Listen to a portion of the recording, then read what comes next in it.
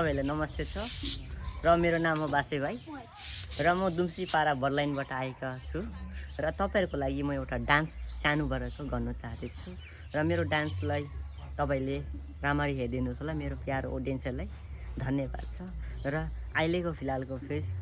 blog हामी बनाउँदैछौं धन्यवाद